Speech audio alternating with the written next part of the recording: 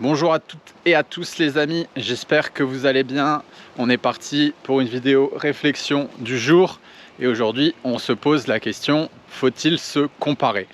Alors dans le milieu du développement personnel, etc., souvent on entend des choses comme «Ah, il ne faut pas se comparer, arrête de te comparer aux autres». Donc on va essayer de voir si c'est vraiment quelque chose de possible et de judicieux.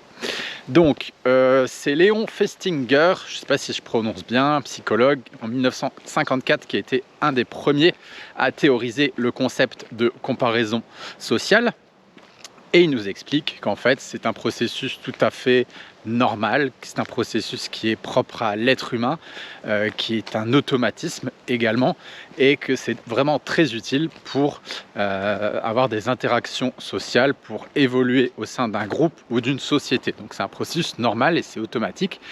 Donc voilà, quand on nous dit faut pas se comparer, je pense que c'est un petit peu compliqué. Mais vous avez peut-être déjà fait l'expérience que c'est très difficile de ne pas se comparer aux autres. Donc qu'est-ce qu'il nous dit ce très cher Léon? Il nous explique en fait qu'il y a trois types de comparaison sociale.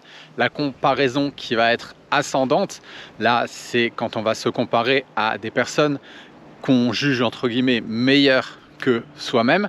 Donc typiquement on va regarder son feed Instagram et on va se dire ah bah tiens, cette fit girl elle est plus mince, elle est plus belle, elle est plus athlétique que moi. Ensuite il y a la comparaison sociale descendante, on va juger inférieur en termes de compétences, en termes de valeur des personnes. Donc là on peut regarder les personnes et se dire ah bah tiens, cette personne là elle est moins douée que moi, cette personne là elle est plus grosse que moi, cette personne là elle est moins musclée que moi, cette personne là elle est moins intelligente que moi, etc., etc. Et il y a la comparaison sociale dite latérale où là on va plutôt regarder des personnes qui sont à notre niveau, voilà, à peu près au même niveau que nous. Donc là on va se dire ah bah tiens, cette personne elle a le même sexe que moi, elle a le même âge que moi et elle a à peu près les mêmes résultats que moi. Donc voilà, cette personne peut-être ah bah tiens, elle a le même physique que moi, ou à l'école elle a les mêmes notes que moi, ou dans le sport ah bah tiens, je me situe dans cette tranche-là en termes de performance sportive, etc., etc. Ça nous permet en fait de nous comparer sur un plan un peu plus réaliste et de voir où on en est en termes de, voilà, ce que je vous ai expliqué, de compétences, de performance, etc. Donc voilà, maintenant qu'on a un petit peu posé le décor, je vais vous donner ma réflexion par rapport à tout ça. Moi, je pense que il faut faire preuve de sagesse et d'intelligence. Et comme vous le savez, on est tous complètement différents quand on utilise la comparaison sociale. Donc vous le savez, le savoir, c'est le pouvoir. Quand on ne sait pas, on ne comprend pas nos automatismes, nos comportements d'être humain, eh ben, on en est esclave, on en est prisonnier. Maintenant que vous avez la connaissance de tout ça, vous allez pouvoir l'utiliser de manière un petit peu plus sage, cette comparaison sociale, et ne pas tomber dans ces pièges. Donc je m'explique.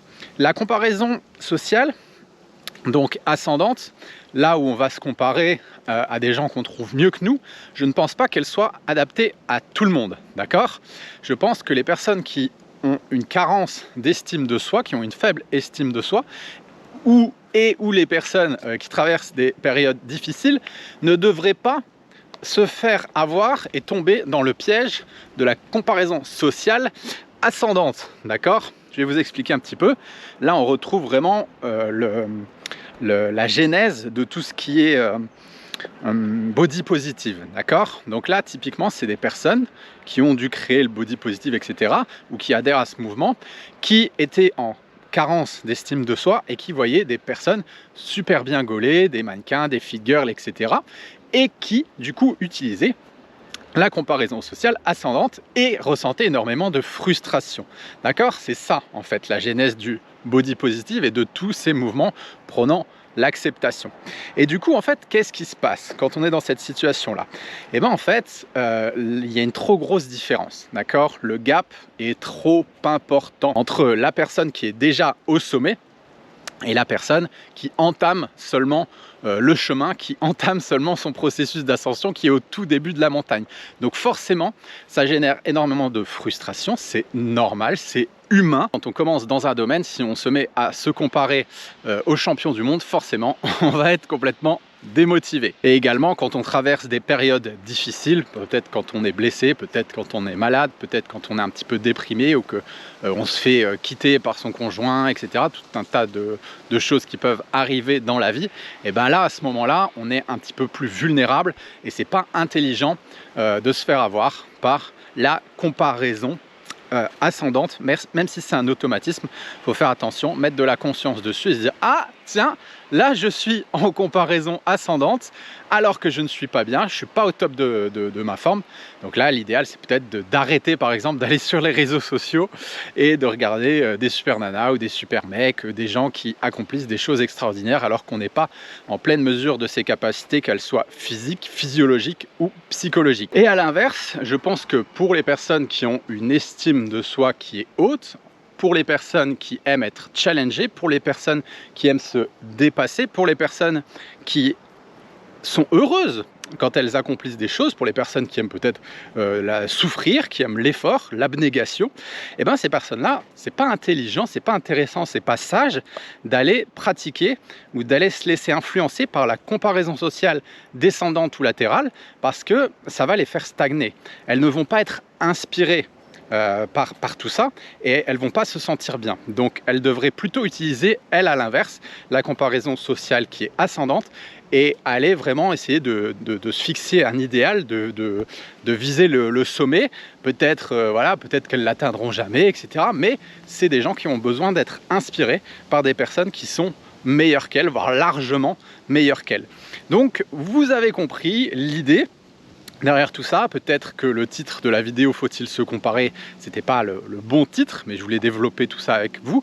Il aurait peut-être fallu mettre faut-il se comparer à tout le monde ou est-il sage de se comparer avec tout le monde? Vous l'avez compris, ça va dépendre de où vous en êtes actuellement et qui vous êtes également. Donc ma conclusion par rapport à ça, elle est relativement subjective, c'est au final de trouver un équilibre entre la souffrance et l'inspiration. Voilà, si typiquement vous voyez que vous êtes inspiré par des personnes qui ont plus de compétences ou plus de ce que vous voulez par rapport à votre échelle de valeur et que ça vous inspire, que ça vous booste, que ça vous motive, que vous avez envie de faire pareil, d'accomplir les mêmes choses, que vous avez envie d'être inspiré par leur lifestyle, de voir comment ils font, quelles sont leurs techniques, quels sont leurs secrets.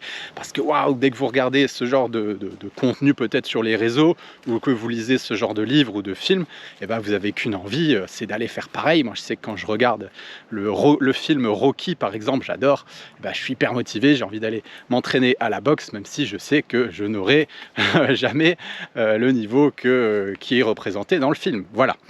Et si à l'inverse, vous voyez que vous êtes plutôt dans une phase de souffrance, quand vous voyez des personnes dites inspirantes ou soi-disant inspirantes, et que ça vous fait souffrir parce que vous voyez que le gap il est beaucoup trop, parce que ces personnes elles sont tout en haut de la montagne et que vous avez seulement mis vos chaussures de randonnée, c'est normal que ça génère chez vous de la souffrance et de la frustration. Et là à ce moment-là, il faudra mettre de la conscience et passer à autre chose et regarder peut-être des gens qui sont au même niveau que vous, voire plus bas, bien sûr, dans votre échelle de valeur. Voilà, j'en ai terminé pour cette vidéo réflexion du jour. Ça m'a fait super plaisir de partager tout ça avec vous.